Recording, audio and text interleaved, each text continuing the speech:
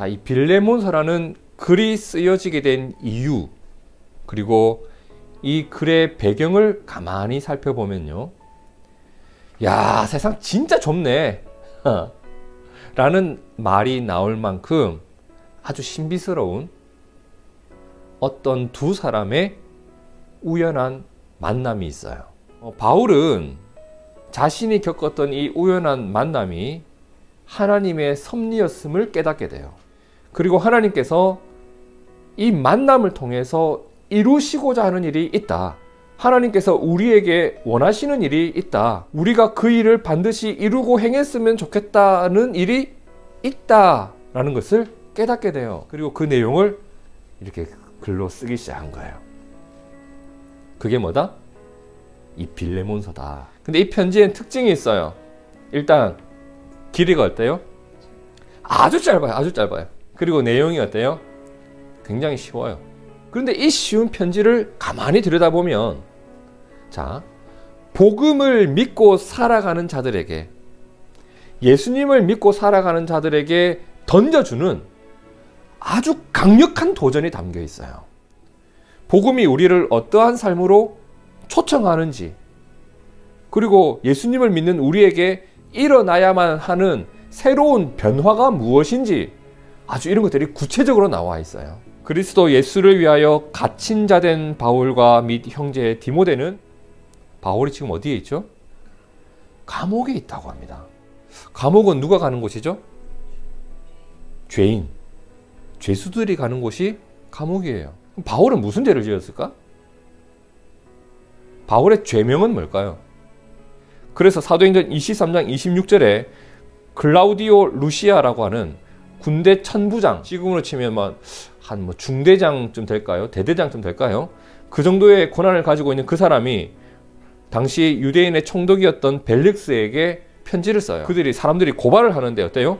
그들의 율법 문제에 관한 것뿐이요, 그들의 종교적인 문제인 것뿐이요, 한 가지도 죽이거나 결박할 사유가 없음을 발견하였습니다 라고 이제 총독에게 보고를 하는 거죠. 사도행전 26장 30절에도 당시 유대 땅을 다스리고 있었던 왕, 총독 버니게라고 하는 권력자들이에요. 로마 총독이 보기에도 뭐라고 해요? 서로 말하되 이 사람은 사형이나 결박을 당할 만한 행위가 없다라는 거예요. 바울이 결국 나는 로마 황제에게 직접 심판을 받겠다, 재판을 받겠다, 가이사에게 호소를 해서 재판을 받기 위해 로마로 압송이 되고, 그리고 로마에 있는 감옥에 갇혀 지내는 신세가 되게 된 거예요. 그리스도 예수를 위하여 갇힌 자 된 나 바울은, 자, 바울은 감옥에 있어요. 그런데 죄가 있어서 그곳에 갇혀 있었던 것이 아니다. 이러한 일은 당시 그리스도 예수님을 위해서 살아가는 자들이 겪을 수도 있는 일이었다.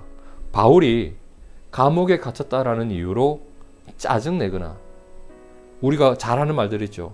힘들어 죽겠네, 괴로워 죽겠네, 짜증나 죽겠네. 죽겠네라는 말 쉽게 할 수 있는 그 말 한마디 꺼내놓지 않아요. 여러분, 이게 남일이라서 그렇지,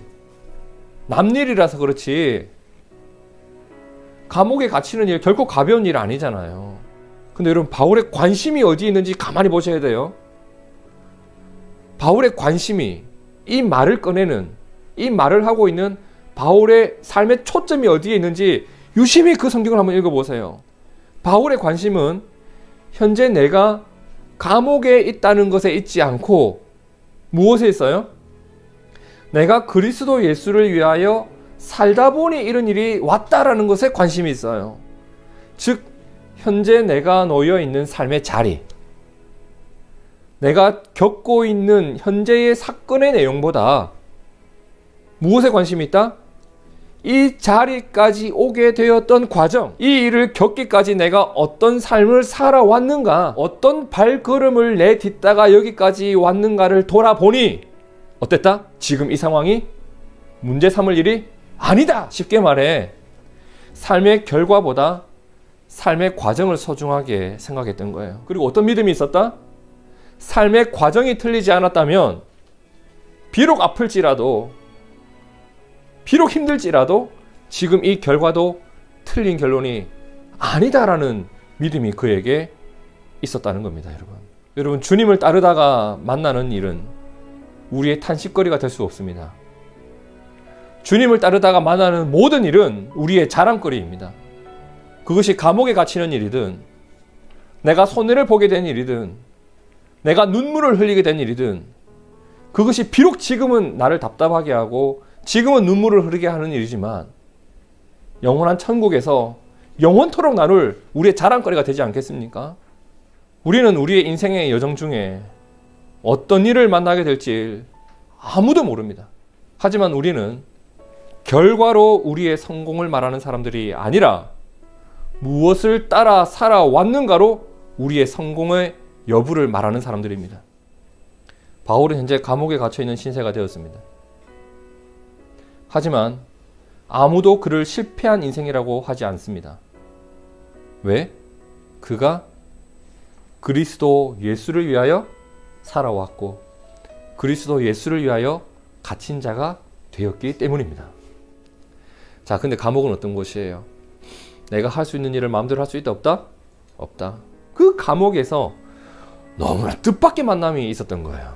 자, 누구를 만났다고 해요? 오네시모라는 사람을 만났습니다. 그런데 바울이 오네시모를 뭐라고 불러요? 갇힌 중에서 낳은 아들. 근데 감옥에서 만난 그 사람을 어떻게 했다?